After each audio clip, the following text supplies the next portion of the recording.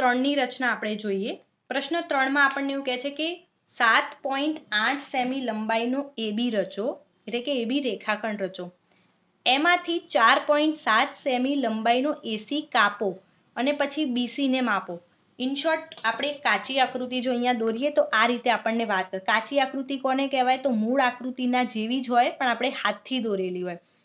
આવી રીતે કોઈ એબી દોરવાનો છે આપણે 7.8 સેમીનો. એમાંથી 4.7 સેમી લંબાઈનો એસી કાપવાનો છે. એસી કીધું છે એટલે એસી થી શરૂ કરી અને કેટલું માપ લેવાનું? 4.7 સેમી. તો માની લો કે આટલે સુધી આપણે માપ લઈએ છીએ સી બિંદુનું. તો આ થઈ ગયું 4.7 સેમીનો. હવે જે આ બાકીનો જે આ બીસીનો ભાગ વધ્યો એટલો ભાગ આપણે માપવાનો છે. આ થઈ ગઈ આપણી કાચી આકૃતિ. બસ આ પ્રમાણે આપણે હવે કરવાનું છે. હવે આપણને અહીંયા પરિકર કે માપપટ્ટીનું ક્યાંય ઉલ્લેખ કરેલો નથી, પણ એક શબ્દ છે આપણી પાસે કાપો. કાપોનો મતલબ આપેલો છે, એનો મતલબ એ થાય કે આપણે જે પણ ચાપ દોરીશું એ આપણે સ્કેલ વડે દોરવાનો છે. તો એના માટે આપણે સૌથી પહેલા કોઈ એક રેખા એલ દોરીશું. હવે આપણે આપણી રચના દોરીએ, મૂળ રચના. તો આપણે સૌથી પહેલા એક રેખા એલ દોરી દઈએ અને એનું નામ આપી દઈએ એલ.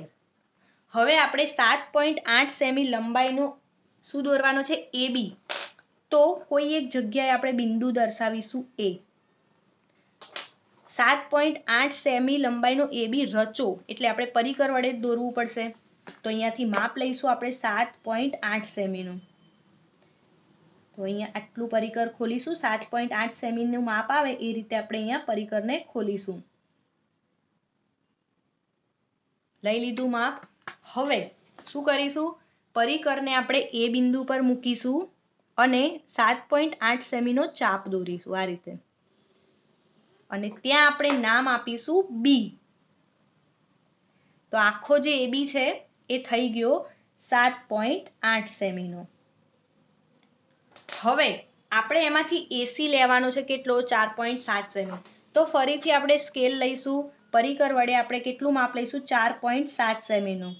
તો અહીંયાથી આપણે 4.7 સેમીનું માપ લીધું આ રીતે. હવે ફરીથી પરિકરને આપણે મૂકીશું એ બિંદુ પર અહીંયા, અને પછી આ રીતે અહીંયા બીજો એક ચાપ દોરીશું. આ જે ચાપ દોર્યો ત્યાં આપણે નામ આપીશું સી. કેટલું માપ હતું? 4.7 સેમી. આ આખું માપ છે 7.8 સેમીનું. એમાંથી એસી આપણને મળ્યો 4.7 સેમી. તો હવે આ જે બાકીનું માપ રહ્યું એ માપને આપણે શોધવાનું છે. તો એ માપ શોધવા માટે આપણે શું કરીશું? સૌથી પહેલા તો કાં તો તમે એને સ્કેલ વડે માપી શકો, જેમ કે અહીંયાથી આપણે માપ લઈએ 0 થી મૂકીને, તો આપણને 3 સેન્ટીમીટરનું માપ મળે છે. તો એને સાબિત કરવું હોય તો આપણે કેવી રીતે કરી શકીએ કે 3 પોઈન્ટનું માપ છે? તો એને સાબિત આ રીતે થઈ શકે, 7.8 માઇનસ 4.7. અહીંયા આપણે બીસી શોધી રહ્યા છીએ, તો બીસી આ રીતે આપણે એને શોધી શકીએ. તો 8 માંથી 7 જાય તો 1 પોઈન્ટ અને 7 માંથી 4 જાય તો 3, એટલે કે 3.1 આપણું અહીંયા માપ આપણને મળે છે. તો આ જે બીસી હશે એ કેટલો મળ્યો આપણને? 3.1 સેન્ટીમીટર. હવે આપણે રચનાના મુદ્દા લખીશું. તો અહીંયા લખીએ રચનાના મુદ્દા. શું કર્યું હતું આપણે? સૌથી પહેલા તો કોઈ એક રેખા આપણે એલ દોરી હતી, તો અહીંયા લખીશું કોઈ એક રેખા એલ દોરો. એના પછી શું કર્યું હતું? તો તેના પર આપણે બિંદુ એ દર્શાવેલું હતું, તો અહીંયા લખીશું તેના ઉપર બિંદુ એ દર્શાવો. આ થઈ ગયો આપણો પહેલો મુદ્દો. એના પછી આપણે શું કર્યું? તો માપપટ્ટી અને પરિકર વડે આપણે 7.8 સેમીનું માપ લીધું. તો અહીંયા લખીશું કે માપપટ્ટી અને પરિકર વડે 7.8 સેમીનું માપ લો. ત્રીજા પોઈન્ટમાં શું લખીશું? તો પરિકરને એ બિંદુ પર મૂકી અને રેખા એલ પર એક ચાપ દોરો. પરિકરને બિંદુ એ ઉપર મૂકી રેખા એલ ઉપર એક ચાપ દોરો. ત્યાં બી નામ આપો. આમ આપણને AB મળશે. AB રેખાખંડ બરાબર કેટલો મળશે? 7.8 સેમી. એના પછી ચોથામાં આપણે લખીશું કે ફરીથી માપપટ્ટી અને પરિકર વડે અહીંયા લખીએ કે AC રચવા માટે માપપટ્ટી અને પરિકર વડે 4.7 સેમીનું માપ લો.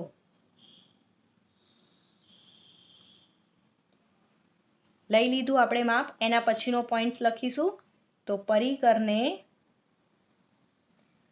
એ બિંદુ પર મૂકી રેખા L ઉપર એક ચાપ દોરો. ત્યાં સી નામ આપો. આમ AC બરાબર આપણને મળશે 4.7 સેમી. તો આ થઈ ગયું. હવે આપણે જોઈએ કે અહીંયા લખીશું કે AB માંથી AC ને કાપતા BC બરાબર 3.1 સેમી મળે છે. તો અહીંયા આપણી રચના કેવી થઈ ગઈ? પૂરી. તો આ રીતે આપણે અહીંયા આપણા પ્રશ્ન નંબર 3 ની રચના જોઈ. હવે આગળ આપણે પ્રશ્ન નંબર 4 ની રચના જોઈશું. તો પ્રશ્ન નંબર 4 ની રચનામાં આપણને આપ્યું છે કે 3.9 સેમી લંબાઈનો AB આપેલો છે. PQ એવો રચો કે જેની લંબાઈ AB ની લંબાઈ કરતા 2 ગણી હોય. આકૃતિમાં આપણને એવું કીધું છે કે 3.9 સેમી લંબાઈનો AB આપેલો છે. એનો મતલબ એવો થયો કે આપણે માપપટ્ટી વડે પહેલા 3.9 સેમીનો AB રેખાખંડ દોરવાનો છે. તો હું અહીંયા કોઈ એક જગ્યાએ A બિંદુ ધારી લઈશ. પછી હું માપપટ્ટી મૂકી અને 3.9 સેમીનો એક રેખાખંડ દોરીશ. તો હું અહીંયા આ રીતે 3.9 સેમીનો રેખાખંડ દોર્યો. અહીંયા મેં નામ આપી દીધું છે B. કેટલાનો થયો? 3.9 સેમી. આવું આપણને આપેલું છે. હવે આગળ શું કરવાનું છે? તો આપણે રચવાનો છે PQ. એવો રચો કે જેની લંબાઈ AB ની લંબાઈ કરતા 2 ગણી હોય. 2 ગણી એટલે 3.9 ને આપણે 2 વાર ગુણીએ અને જે જવાબ મળે એટલી એની લંબાઈ થવી જોઈએ. તો અહીંયા આપણે સિમ્પલ શું કરીશું? તો અહીંયા આપણે કોઈ એક રેખા દોરીશું અને એનું નામ આપીશું L. ચલો આપણે અહીંયા એક રેખા દોરી દઈએ અને એનું નામ આપી દઈએ L. તો આ રીતે મેં એક રેખા દોરી છે અને એનું નામ આપ્યું છે L. હવે આપણે રચવાનું શું છે? PQ. તો અહીંયા કોઈ એક જગ્યાએ હું બિંદુ ધારી લઈશ P. હવે 2 ગણી કીધી છે એટલે 2 વાર દોરવું પડે. તો હવે આપણે માપપટ્ટીથી માપ લેવાની જરૂર છે નહીં. આપણે અહીંયા ઓલરેડી 3.9 સેમીનો દોર્યો છે. તો આપણે અહીંયાથી જ માપ લઈ લઈશું 3.9 સેમીનું. માપ લઈ લીધું. હવે શું કરીશું? તો પરિકરને આપણે એકવાર P બિંદુ પર મૂકીશું અને રેખા L ઉપર આ રીતે એક ચાપ દોરીશું. અહીંયા ચાપ દોર્યો ને ત્યાં આપણે Q નામ નથી આપવાનું. કેમ? કારણ કે આપણે આખો રેખાખંડ દોરવાનો છે PQ. તો અહીંયા જે વચ્ચે આવ્યું એનું નામ આપણે આપી દઈશું X. હવે શું કરીશું? 2 ગણી એટલે 2 વાર દોરીશું. તો ફરીથી આપણે એટલું જ માપ રાખવાનું. હવે આપણે પરિકરને મૂકીશું X બિંદુ પર અને આપણે બીજી વાર ચાપ દોરીશું. તો શું કર્યું આપણે? પહેલા આપણે 3.9 સેમીનું માપ લીધું. P પર મૂકીને એક ચાપ દોરી દીધો. ત્યાં નામ આપ્યું X. આપણે એટલું જ માપ રહેવા દીધું છે અને પરિકરને આપણે X બિંદુ પર મૂક્યું અને ફરીથી બીજો એક આપણે આમ ચાપ દોર્યો અને ત્યાં આપણે નામ આપીશું Q. તો જે આખો PQ છે એ 3.9 સેમી કરતા 2 ગણી લંબાઈનો થશે. 2 ગણી લંબાઈ એટલે કેટલી લંબાઈ? તો 3.9 ગુણ્યા આપણે 2 કરીએ તો આપણને અહીંયા 7.8 સેમી લંબાઈ મળે આખી. આ જે લંબાઈ છે PQ ની એ આપણને 7.8 સેમી મળશે. કેવી રીતે ખબર પડે? તો આ રીતે AB પ્લસ AB કરી શકો.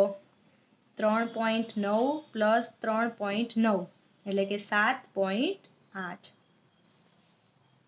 તો આપણને અહીંયા જે જવાબ મળ્યો અને અહીંયા બંનેનો જવાબ કેવો થાય? સરખો થવો જોઈએ. અને માપપટ્ટી વડે તમે ચાહો તો અહીંયા માપી શકો છો આ રીતે. બરાબર? ચલો હવે આપણે આગળ રચનાના મુદ્દા લખીશું. તો રચનાના મુદ્દા લખવામાં આપણે સૌથી પહેલો મુદ્દો કેવો લખીશું? તો રચનાના મુદ્દામાં પહેલો મુદ્દો લખાશે કે માપપટ્ટી વડે 3.9 સેમીનો AB રેખાખંડ દોરો. માપપટ્ટીની મદદથી 3.9 સેમી લંબાઈનો AB રેખાખંડ દોરો. એના પછી બીજો મુદ્દો લખવા માટે શું લખીશું? તો કોઈ એક રેખા L દોરો અને તેના ઉપર બિંદુ P દર્શાવો. કોઈ એક રેખા L દોરો અને તેના ઉપર બિંદુ P દર્શાવો. પછી શું કર્યું હતું આપણે? તો પરિકરથી આપણે AB રેખાખંડનું માપ લીધું હતું. તો અહીંયા લખીશું પરિકર વડે AB રેખાખંડનું માપ લઈ પરિકરને આપણે P બિંદુ પર મૂક્યું હતું. તો અહીંયા લખીશું પરિકરને P બિંદુ ઉપર મૂકી રેખા L ઉપર એક ચાપ દોરો. ત્યાં X નામ આપો. ચલો આ થઈ ગયું. હવે આપણે ફરીથી શું કરીશું? તો 2 ગણી લંબાઈની રચના કરવા માટે PQ ની 2 ગણી રચના કરવા માટે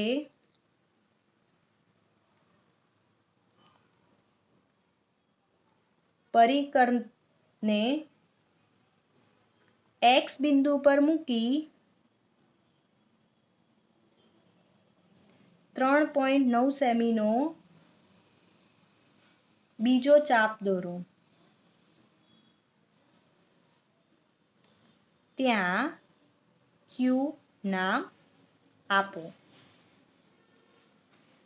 પાંચમા મુદ્દામાં લખીશું કે આમ PQ રેખાખંડ બરાબર આપણને 7.8 સેમી મળશે.